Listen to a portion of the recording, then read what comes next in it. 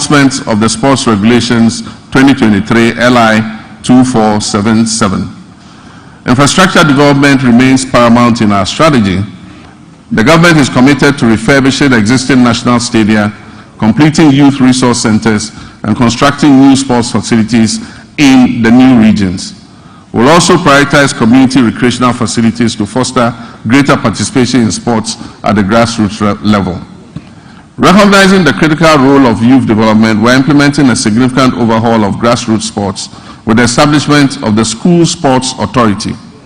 This body will oversee structured inter-school competitions and talent identification initiatives essential for nurturing future sporting champions. Over 60% of Ghana's elite athletes have emerged from these school sport programs. The ministry has now been renamed the Ministry of Sports and Recreation. To acknowledge the significance of recreation, we will launch a National Recreation Day. This will be a monthly initiative centered on community engagement alongside an annual National Recreation Festival. These initiatives will encourage keep fit activities and promote active lifestyles. It will promote traditional games and strengthen community bonds. All right, so that was the President of the Republic of Ghana, His Excellency John Dramani Mahama, addressing the nation yesterday at the Parliament House. He's spoken extensively about how the objectives and goals for Ghana sports. But then he later also spoke about our World Cup chances and then also our budget for World Cup, saying that at this time round, to ensure transparency and accountability, the FA and the Ministry will make the budget public. The senior national team, the Black Stars, which is now a pale shadow of its former glory.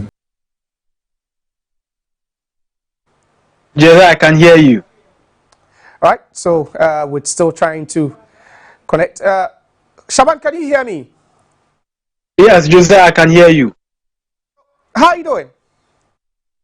I'm good, and you? Doing great myself. It's quite a pleasure to have you on the show. Thank you, Josiah. It's been a while.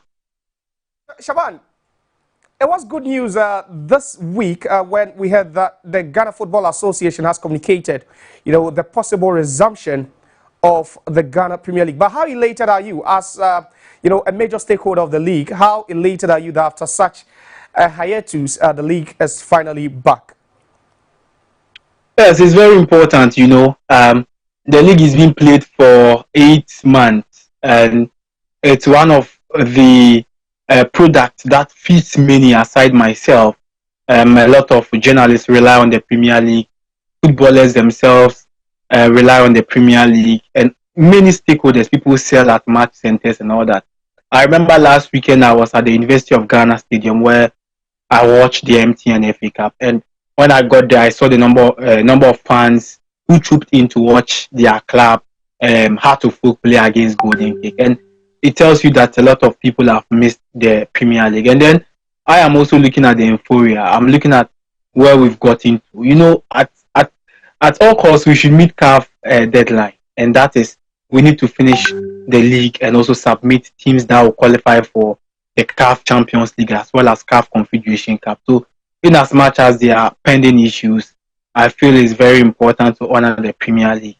And this will also benefit the players. For instance, the Black Stars collab will be named soon. Then the league is not ongoing. That gives the technical team every right not to call any local player. And my stance in local based players having at least 1 or 2 slots in the national team. But if it happens like this, there will not be any opportunity for them. I think it's a whole lot, but I feel it is important that we return back and then play the league. Today, I was making my argument that currently the Ghana Premier League, in terms of statistics and the positionings of the team, is even more competitive than the Premier League, the EPL. Because if you look at the top 4, that has to do with Gold Stars 34, Kotoko 34, Heart of Oak 33, Heart of Lions 33. It tells you how competitive the league has been after match day 19. That's quite interesting. But Shaban, let's look at the break and how these teams will fare. We saw 3 teams being crashed out of the MTN FA Cup at the round of 16 level, which was quite shocking. The likes of Midiama, Bibiani Gold Stars, and then also Accra Hearts of Oak. You think the resumption, there could be a little bit of a problem for them, looking at the fact that for almost a month, these players haven't played any competitive tournament at all? Yes, it's going to have an impact. You know, like I did mention, when the league was ongoing, after match day 19, if you looked at the league table, you could clearly see that some teams have picked up, others were struggling. And with just a month break, it is going to have a whole problem with the players. Some of them might not find their feet. It's just like going back to preseason and returning to start the league because, of course, playing in friendly matches is different from playing in the Premier League. And you saw how the Premier League teams were struggling in the FA Cup. Clubs like Gold Stars struggling to play at Trump after recording a 3-0 victory in an away Premier League game against Accra Lions in Sugakope. They were struggling to play against Atram Divisa at Kaswa Tuba. Then you look at other fixtures like Hartlepool Golden Kick. Hartlepool struggled on the day. Mediama Park Academy, Mediama struggled. Yes, you have to credit the Division 1 teams for putting up the best of performance, outplaying the Premier League teams. But I feel that when the league is not ongoing, it has some impact on the players. But of course, some of the teams are putting up some good plans. Teams like Hartlepool, when the league went on break, they've been training, putting a lot of effort, trying to get the team back on track. There are new players at Osei, Abdulaziz Adam, who joined them from Temali City, are all picking up gradually because, of course, in the second round, these newly signed players for all the 18 Premier League teams have had only 2 matches. That is, some of them have played just 2 matches. Others have had a fill of about 4 matches, like the likes of Kwame Puku have all had about 4 or 5 matches to play. But then those who joined at the transfer deadline, they have had just 2 matches to play. And this break is going to have give them the opportunity to join the team, bond together, and try to pick up gradually. And that is the advantage the newly signed players are going to have. But the disadvantage would be how the teams who are on top are going to pick up and then continue to win. Let's not forget that the FA announcement clearly shows that we are going to have an outstanding fixtures. And this outstanding fixtures is going to be match day 2021-22. And clearly it will be midweek fixtures. And that is also going to have an impact. Let's not forget that last season, when we had more of the midweek games, Accra Lions picked up. So the midweek fixtures also favors some of the teams. It doesn't favor other teams because you have to travel. JOSIAH, you know you have to travel. And you know our transport system. You have to move from Accra to Temale to Baseke, to Samaboy, to Takwa, to Brekum, to, you know, if you look at our transport system, clearly the FA's plan of playing the league every Sunday was the best. But we find ourselves in this situation. We need to play about 3 matches on midweek base. We'll be taking a look at the fixtures coming up for match week 20. But talking about one of the struggling teams, Legon Cities, they've not really been at their best. Last season, we saw them, you know, pull some very extraordinary results. But this season, it looks like they've really blown hot and cold. And at some point, it's been topsy-turvy for them. What should they do differently now, heading into the resumption? That's match day 20 onwards. Yes. Legon Cities, prior to the start of the season, actually relied on young players. So they had some key players who were released. Kwabena Boateng was released to Hartlepool. One key player released to Kumasa Sante Kotoko Tinedu. And clearly the focus was to build from the young team, like using the Accra Lions method of just establishing, getting the young players, give them that motivation to play with some of Kwesi Fabin, who was the coach then. Then at a point in time, they realized that it was so competitive, it was so difficult for these players to match the standard of the Premier League. And so they need to get some experienced players like Robert Adosowa, Emmanuel Jemfi, all coming in to augment the squad. In fact, get the squad to compete competitively in the Premier League. But they find themselves in the relegation zone. Clearly, this break has given them enough to pick up, enough to gel, enough to train and understand each other. And then at a point in time, their new head coach, who joined them formerly of Nana Yaw Takyi, would also have to know the players more, because when he came in match day 16, he didn't have clue of who the players were. And this time around, he has had about 3 weeks to put the players in shape ahead of match day 23 of the Ghana Premier League next week. For me, I think they have some good team. But Josiah, I'm looking at the competitiveness of the league. It's so difficult. You just win 2 games, you are still in the relegation zone. Currently, Karela have won their last game, they are still in the relegation zone. Accra Lions have picked a win, they are still in the relegation zone. Dreams FC has stepped to the relegation zone. That is, if they fail to win their next 2 games, they will definitely find themselves there. But it's so difficult, it's so tight. You just have to be 4 consecutive wins. You need 4 consecutive wins with that consistency to be able to avoid relegation or move out from that zone. And that is where it makes it difficult for Legon Cities. You know, at a point in time, Legon Cities were actually, they felt that last season when the relegation zone we came out, last 2 seasons we came out, it means that we are masters of playing last minute league. But this time, it's so difficult. You actually cannot tell which team is going to avoid relegation. But you see, they have experience in Emmanuel Jamefi. Jamefi has got the experience. He has played for Kotoko. The captain Kotoko played for Diana FC, captained the team at a point in time. And so Jamefi would give them that pace, that good performance, especially in big games. And I'm so happy with how he's been able to bond with the Legon City setup. Look, I'm one of the people who actually see the current Legon City's brand as top notch, but unfortunately they have to battle relegation because of 1 or 2 reasons. But I feel Yahweh Champon, of course, we saw what he did with Elmina Shat, managing the team, moving them away from the relegation zone, trying to be good until he moved from Elmina Shat, they were relegated. But this season, that's the likes of Emmanuel James. He worked with him at Ediana Doma, and so I know with his experience, with Robert Ados Siwa's experience, with their goalkeeper, one of the top goalkeepers,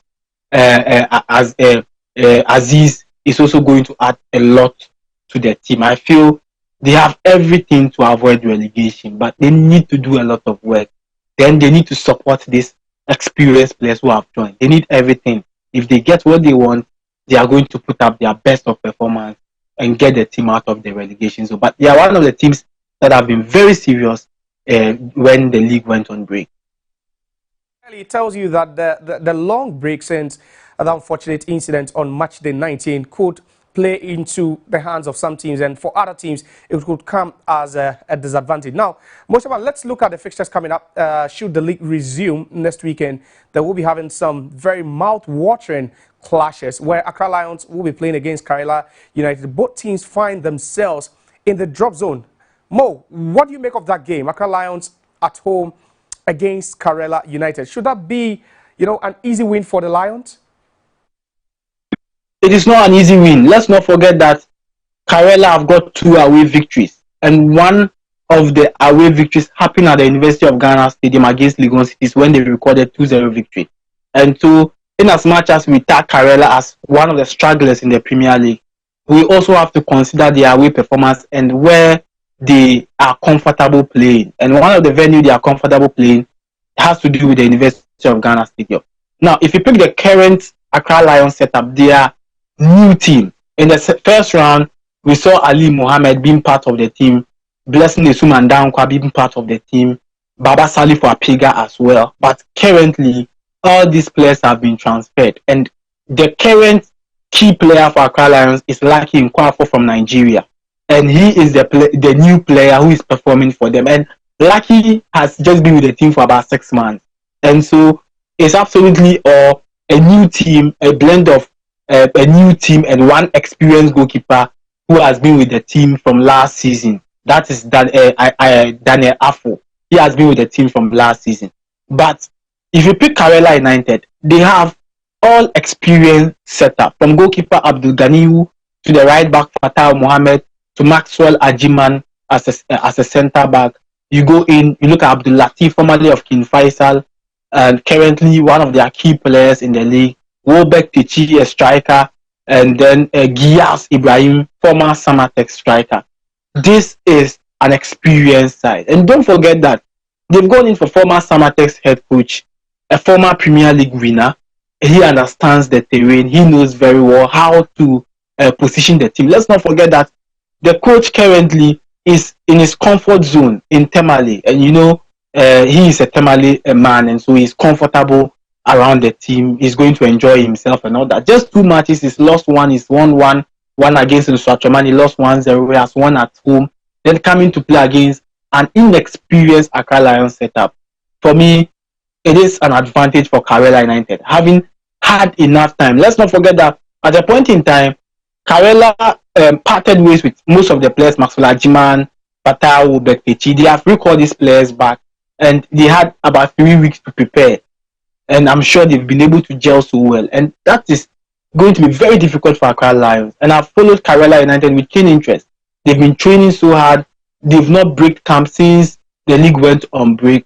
And that tells you how serious they are. The only disadvantage for Accra Lions has to do with they not having the experience. And that is where Karela comes in. And University of Ghana is a neutral ground, and possibility of Karela coming there to steal a victory or a point is very high. Of Division 1, especially in Zone 3, where it's getting even more competitive and intense because the battle to qualify to the Premier League just keeps intensifying. But that's the clean sheet chat for Zone 2. But what do you have to say about the battle so far in Zone 3 in the Division 1? Yes, Zone 3 has been very, very tight for the OKOE United and QUAYE United fix. Now, if you pick Zone 3, this is the clean sheet table, and the clean sheet table is reflecting on the positions of the team. For instance, Abdulaziz Karim, Port City shortstopper, having kept 10 clean sheets in the Premier League, in the Access Bank Division 1 League. Now, check the position of Port City in the Division 1 Zone 3, and they are second place with just 3 points separating them from the league leader, and that is OKOE United. And Port City came from nowhere, being promoted this season in the Division 1, and they found themselves performing extremely well in the Access Bank Division 1 League. And that is where it puts a lot of pressure on OKOE United as well as OKOE United. Now, let's do some analysis around the Zone 3 and see. Last season, OKOE United tried chasing for qualification. Unfortunately, they failed to make impact.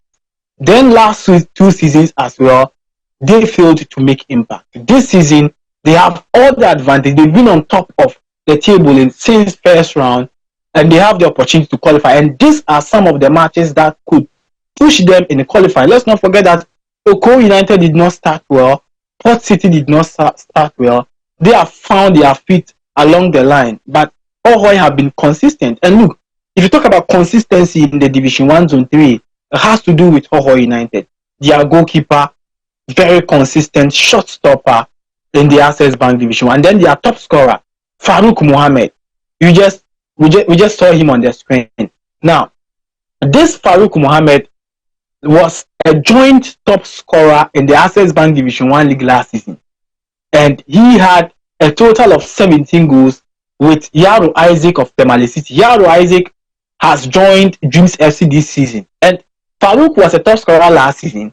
And he finds himself again in OKOE United. And that tells you that they mean business, Josiah. Because there is no Division 1 team that will keep their top scorer aside OKOE United. Last 2 seasons, we saw Baba Hamadou Musa netting 20 goals for Sky FC. He was transferred to FC Samatex when the likes of Heart of Lions were all chasing for a signature.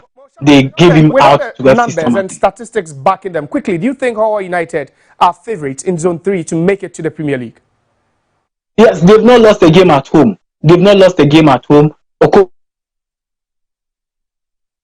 And that is the advantage for OKOE United. But OKOE have got the quality. Farouk, Senna Ati, a good winger for them. And these are players that could put pressure. Kwame Paul in the defensive line. OKOE United, you can talk about a lot of players. But OKOE United, Mustafa Issa, and then Aite Ayikwe, he's a former striker for Accra Great Olympics. He's got the numbers. He scored 4 goals for them this season. He and Mustafa Issa are players to watch in that game. But for me, I think based on the records, it will be very difficult for OKOE to pick a win in OKOE. Maybe their best will be draw, but the advantage still lies in the hands of OKOE United. Great. Now let's look at the top flight Women's League, the Malta Guineas Women's Premier League. It's also getting more interesting. Now, the fixtures for match day 13 will start with the Northern Zone Savannah FC. They played Ampem Dakwa earlier this morning. I will be confirming the results. Then also tomorrow the games continue. Prisons Ladies will be taking on Tamale Super Ladies. You have Kumasi Sports Academy also entertaining Sunshining Ladies. There's Northern Ladies against Dreams Ladies, and then Fosu Royal Ladies on Monday also welcoming Supreme Ladies to the Ohene Ameya Park. Now to the Southern Zone, where we'll be focusing our discussion, where there are also big games coming up. The games start tomorrow. Berry Ladies, it looks all but certain that it could be returning to the Division 1. They'll be playing against Soccer Intellectuals. There's Jonina. They're adopting the Tema Mexico Park for this game as their home ground. They'll also be playing against Police Ladies, who are in contention to win the Southern Zone. There's Hazakas Ladies, the Do Ladies also locking horns with Fate Ladies. There's Lady Strikers at the Robert Mensah Stadium against Tema-based Halifax Queens. And then the match where I want us to focus on, which will be live on Max TV, that's tomorrow 3 p.m. Mo Shaban, is the Army Ladies Epiphany Warriors game. Army Ladies playing at home at the Teshi Mats Park. And one interesting thing is that both teams played out a 1-1 draw in their respective match day 12 fixtures. What do you see panning out from this game? Army Ladies have been on top form this season. At a point in time, I was expecting them to be on top of the league in the Southern Zone. But unfortunately, we've not seen much of them in the last few matches. But they've been very dangerous.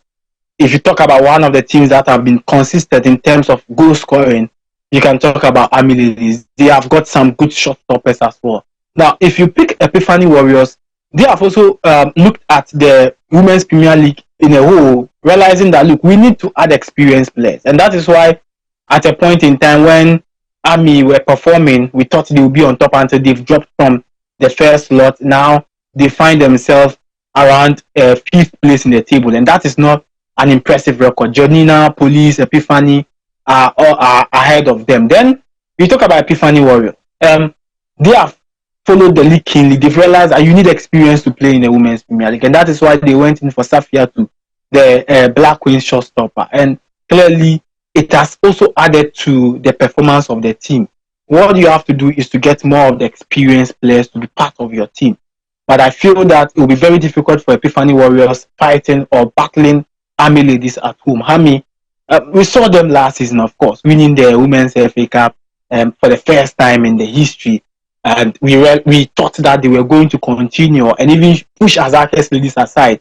They started so well, but along the line, it's been very difficult. But one of the key things you can talk about Army would have to do with their home performance. It will be very difficult for Epiphany Warriors to pick up points against them. But before you end with the Women's League, this morning, Ampem Dakwa have lost to Savannah Ladies. And their unbeaten record have come to an end.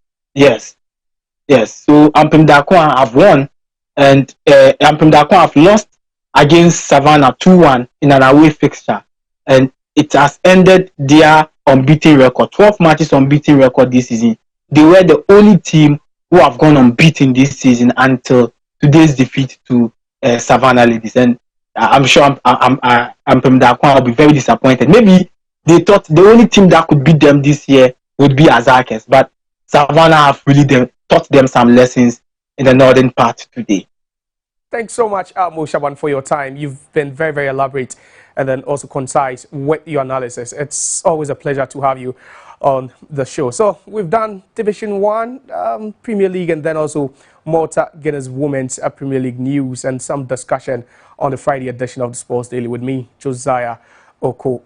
We'll go for a quick turn. When we are back, we'll be doing some foreign news. There are games coming up in Europe. The top 5 leagues will take center stage, but in England, it is FA Cup weekend. We'll be right back after this break.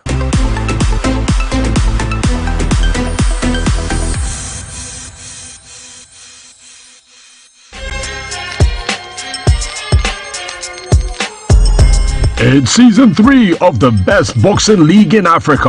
IMAX Boxing Promotions, in association with the Ghana Boxing Authority, presents the Bell 7-Star Professional Boxing League Fight Nights 13. Headquarters of Ghana and Africa Fight Nights, the Bukom Boxing Arena will sparkle once again with the hardest hitters in the ring. Every punch, every uppercut, every hook, and all the knockdowns. The best gym of the season wins a brand new Renault Logan vehicle. Experience the thrills of top flight boxing with musical performances to match. to Saturday, the 1st of March 2025. Be seated by 8:30 p.m. sharp. The Bell 7-Star Professional Boxing League is proudly brought to you by IMAX Boxing Promotions and sponsored by Bell 7-Star Energy Drink. Max Buy, Trust Sports Emporium, Renault Ghana, Sinix Electronics, and Techno.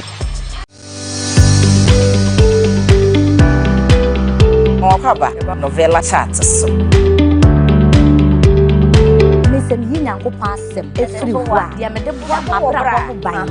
Max TV telenovelas.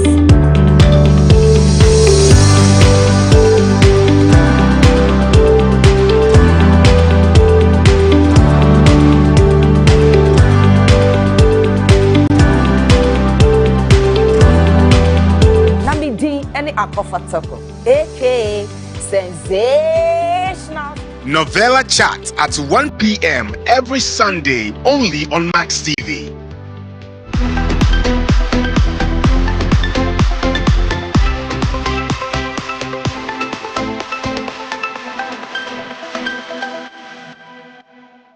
A red Ferrari, and then also if Max Verstappen of Red Bull could make it 5 in a row. Mind you, he's won the last 4 World Drivers' Championships. That's quite, an immense or remarkable feat by the Dutch international. But the season would start just next month, around the 16th of March.